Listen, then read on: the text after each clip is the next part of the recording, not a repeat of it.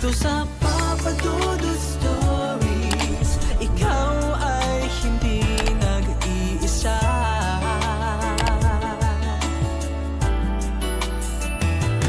Dito sa Papa Dudut Stories, may nagmamahal sa'yo. Papa Dudut Stories, Papa Dudut Stories. Dear Papa Dudut, sa lahat po ng mga nakatutok ngayon, huwag pong kalimutan mag-like, mag-share at mag-subscribe. Maraming salamat po sa inyong lahat.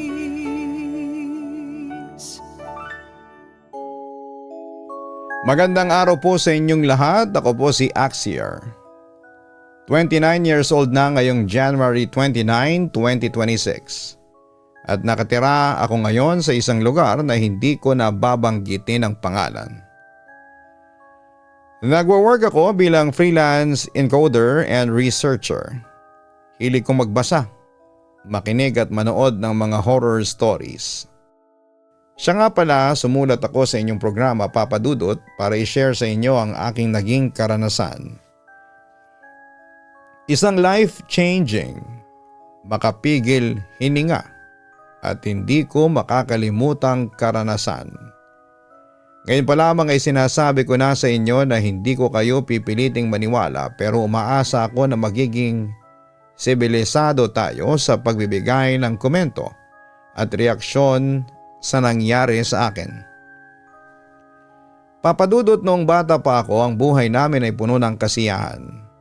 Ang pamilya namin ay simpleng namumuhay sa isang maliit na baryo sa gitna ng malalawak na palayan.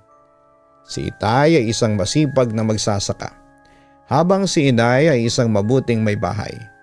Tatlo kaming magkakapatid, ako ang bunso, si Kuya Amir ang panganay at si Ate Amara ang nasa gitna. Mahal namin ang isa't isa. Sa hapagkainan, laging puno ng tawanan ng bahay. Tuwing hapon naman ay tumutulong kami kay Itay sa bukid. At sa gabi naman ay nagkwekwentuhan kami sa harapan ng apoy habang nakikinig sa mga alamat ng matatanda. Pero hindi namin alam na sa ilalim ng katahimikan ng aming pamilya, may isang lihim na unti-unting magpapabagsak sa amin. Isang araw, isang mensahe ang dumating mula sa kabilang baryo. Ang tiyuhin ni Inay, si Tio Barna, ay may malubhang sakit. Matagal na silang hindi nagkikita, kaya agad siyang nagpaalam kay Itay upang bisitahin ito.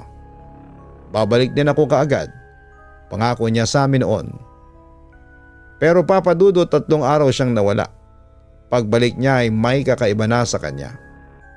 Tahimik siya, hindi na katulad ng dati na laging masigla.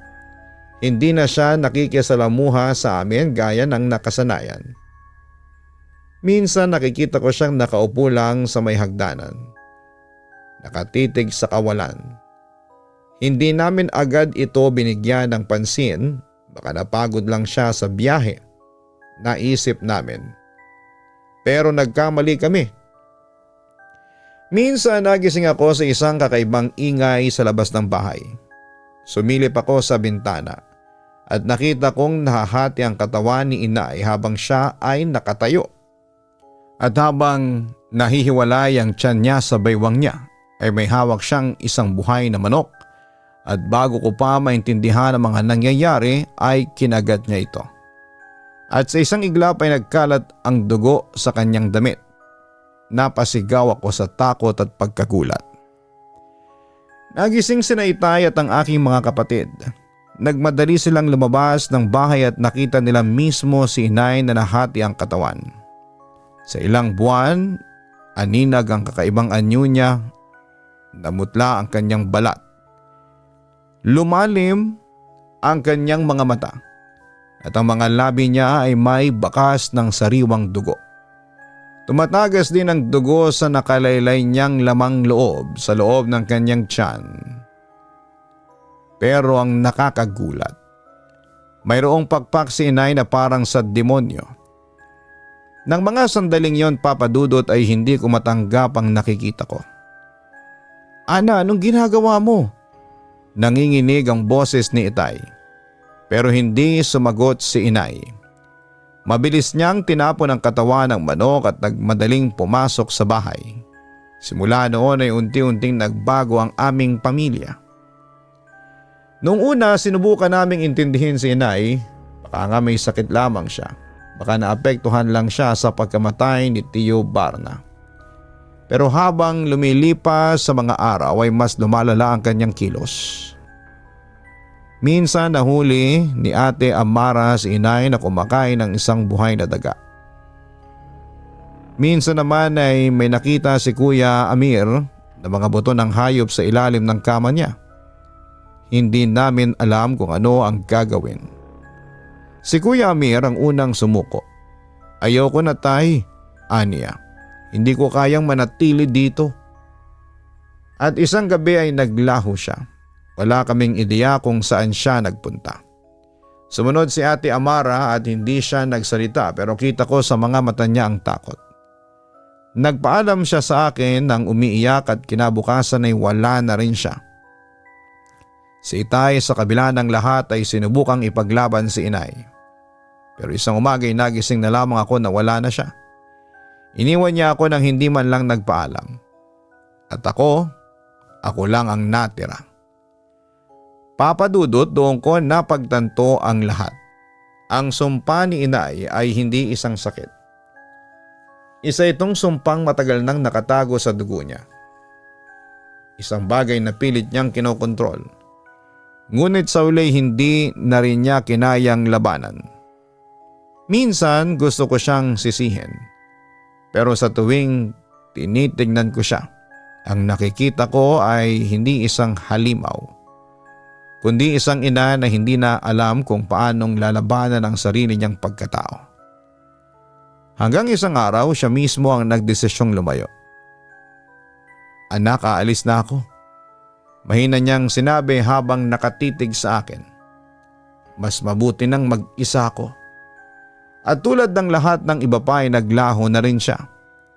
Lumipas sa mga taon, ako na lang ang natira sa lumang bahay sa dulo ng baryo. Alam kong iniwasan na ako ng mga tao siguro dahil natatakot silang baka may namana ako sa dugo ng aking ina. At hindi sila nagkamali.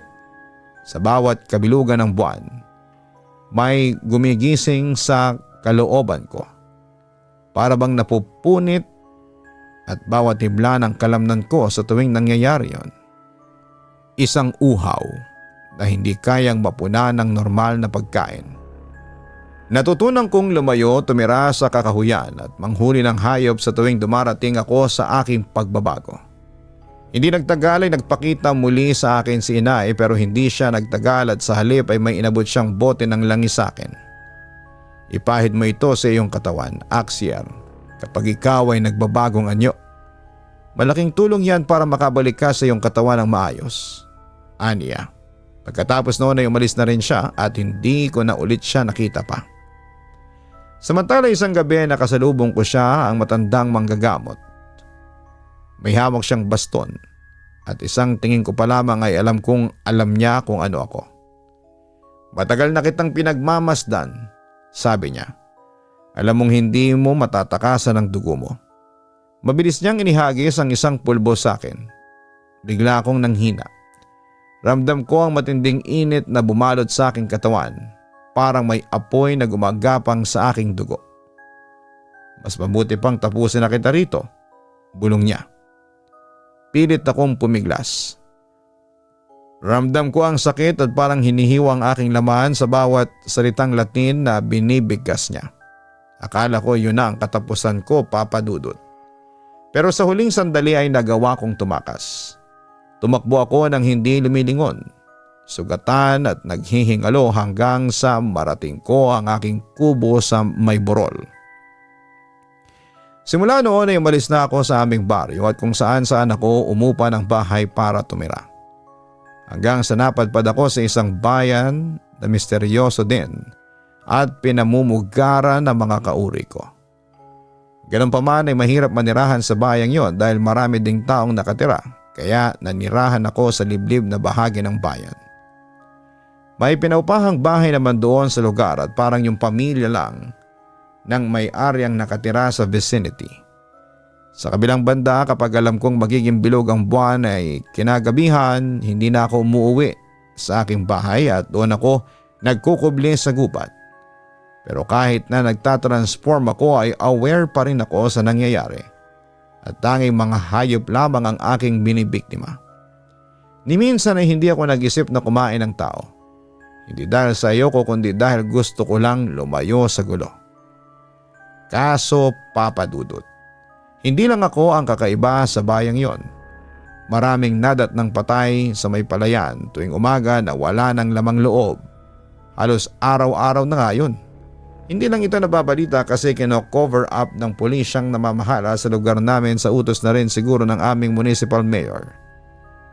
Pero desidido ang kapulisan na mahuli kung sino ang may salarin sa pagpatay sa bayan namin. Kaya pagdating talaga ng 6:00 pa lamang ay wala ng taong pag-alagala sa labas ng mga bahay-bahay. Samantala kapitbahay ko ang may-ari ng bahay na inuupahan ko at meron siyang 3 anak. Nang mga panahong yon ay nagwo-work po ako sa isang printing company bilang supervisor. Pero kapag weekends ay umaalis ang may-ari kaya pinapakiusapan niya sa akin ang mga anak niyang lalaki na sina June, Makoy at Dino. Mga nasa edad 11, 9 at 7 anyos sa pagkakabanggit. Mabait naman ang mga bata at hindi sila pasaway tulad ng mga kasing edad nilang mga batang lalaki. Yun na nga Papa Dudut, minsan ako ang nagbabantay sa 3 bata. Sa pag-aakalang darating ang kanilang magulang bago maggabi.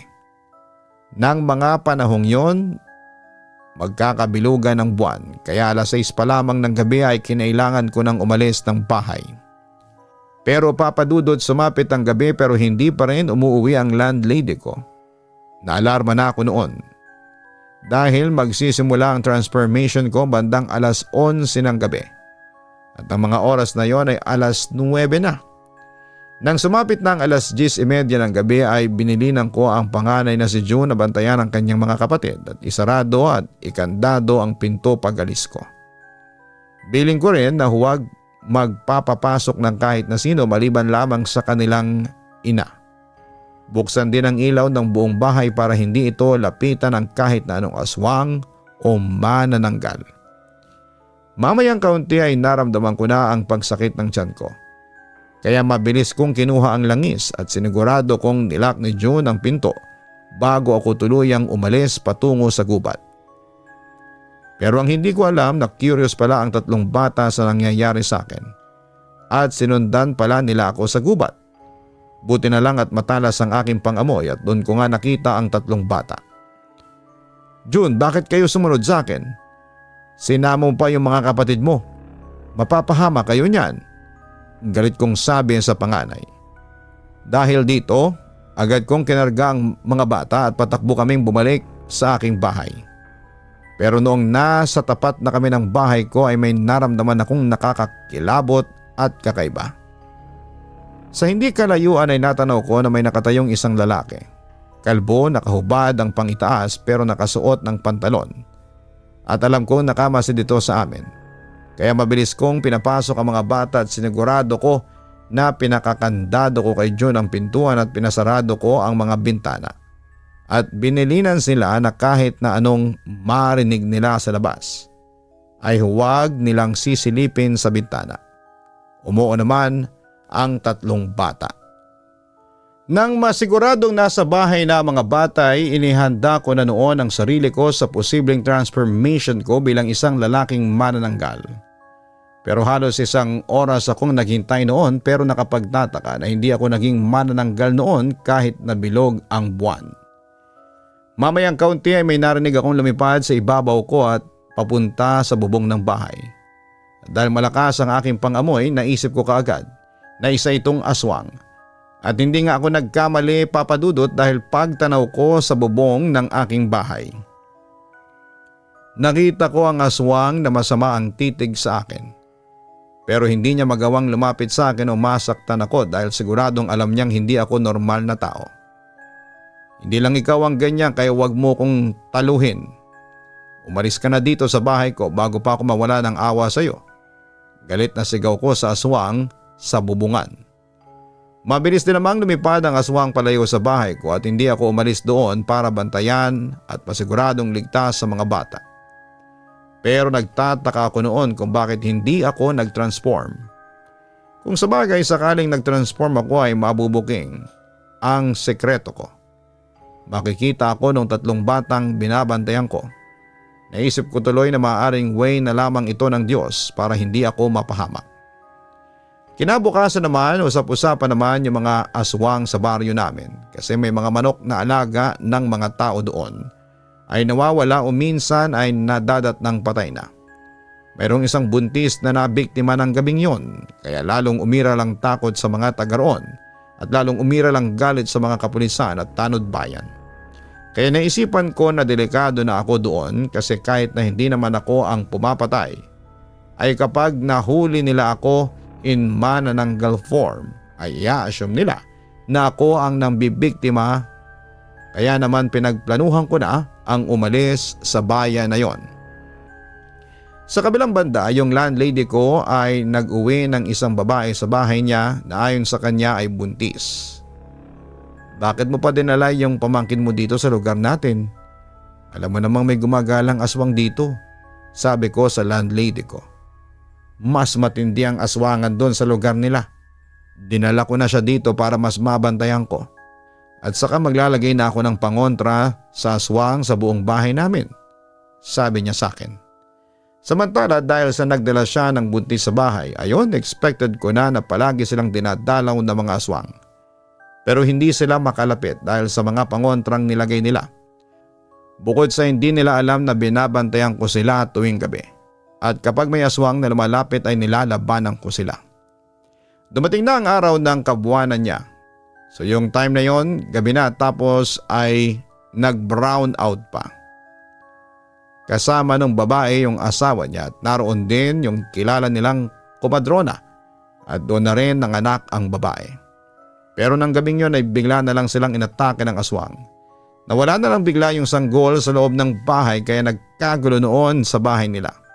Habang ako naman ay nasa gubat noon at kasalukuyan akong nagtatransform at naghahunting ng makakaing hayop. Nang mapansin kong may lumilipad na aswang sa ibabaw ko, hinabol ko ang aswang pero umiwas ako nang marinig kong tila may nagsisigawang galit na taong bayan mula sa ibaba. Mabilis ako nagtago noon sa kakahuyan at hindi nga ako nagkamali. Hinahabol ng mga kalalakihan ang aswang. Armado sila ng mga itak at may hawak silang mga flashlights. Mula sa ingay, naririnig ko yung aswang na hinahabol ko ay umatake sa bahay ng landlady ko at kinuha nito ang bagong silang na sanggol ng pamangkin ng landlady ko. Nagkaroon naman ako ng pagkakataong bumalik sa aking katawan at nang muling magdikit ito ay agad akong umuwi sa bahay, naligo saglit at nagbihis ng bagong damit. Tapos ay muli akong lumabas para sundan ng mga tao at para makita na rin kung sino yung aswang na nananalasa sa baryo namin. Pagdating ko sa lugar ay tiyempong na corner ng taong bayan ang sinasabing aswang. Nalaki ang mga mata ko dahil isa pala yung matandang lalaki. Pero kahit na unti-unti na siyang bumabalik sa kanyang anyong tao ay hindi siya pinalampas ng taong bayan. Siya ay pinagtataga, sinaksak pagkatapos ay hindi pa sila nakontento. Sinunog pa nila ng buhay ang aswang. Agad itong binawian ng buhay. Tungkol naman sa sanggol na anak ng pamangkin ng landlady ko. Ayon, natagpuan na lamang itong lasog-lasog at wala nang lamang loob. Sa kabilang banda, hindi na ako nakipaglamay sa landlady ko at hindi na ako nagpaalam sa kanila.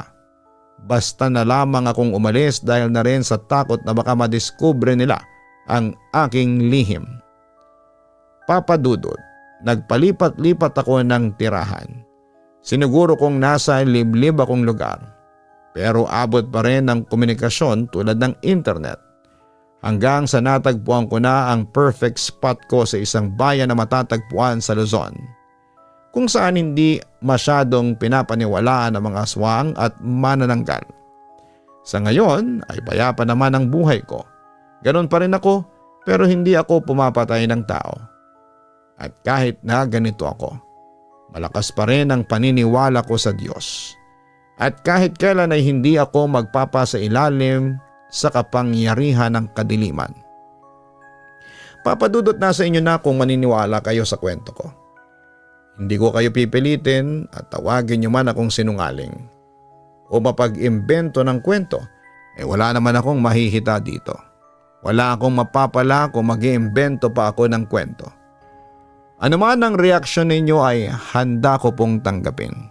Hanggang dito na lamang ang sulat ko. Muli maraming salamat, magandang araw sa inyong lahat. Lubos na gumagalang, Axier. Maraming salamat Axier sa pagbabahagi ng iyong kwento sa aming programa. Maraming tiyak ang magtatanong o mapapaisip kung totoo ba ang kwentong tinampok natin. Pero as much as possible ay binibigyan natin ng pagkakataon na maitampok ang bawat sulat na pinapadala po sa atin. Kung dati mga taong may karanasan sa aswang o manananggal ang letter sender natin, sa pagkakataong ito ay isang self-confessed na manananggal. Naintindihan namin kung karamihan sa inyo ay may mga reservations pagdating sa ganitong klase ng kwento. Pero kung may mga nagsasabi na sila ay nakakita o nakaengkwentro ng aswang o manananggal, irespeto na lang po natin. Magpasalamat na lang tayo sa Diyos sakali mang hindi pa kayo nakakakita o nakakaengkwentro ng ganitong mga klase ng nilalang. Sa mga katulad naman ni Axier, sa totoo lang hindi namin alam kung ano ang maipapayo sa inyo.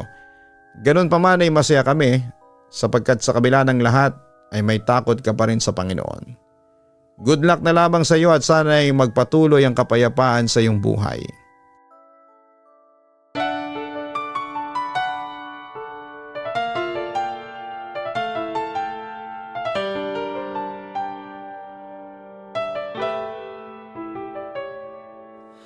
Ang buhay ay mahiwaga, laging may lungkot at saya.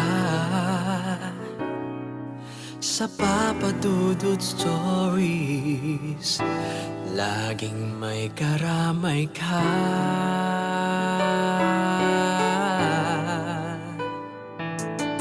Mga problemang kay bigat,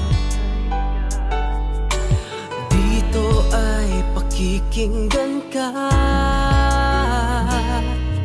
Sa Papa Dudut Stories, kami ay iyong kasama. Dito sa Papa Dudut Stories, ikaw ay hindi nag-iisa.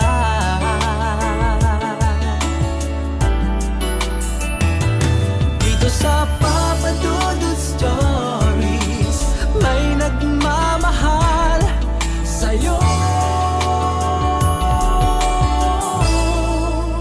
Papa Dudut Stories, Papa Dudut Stories.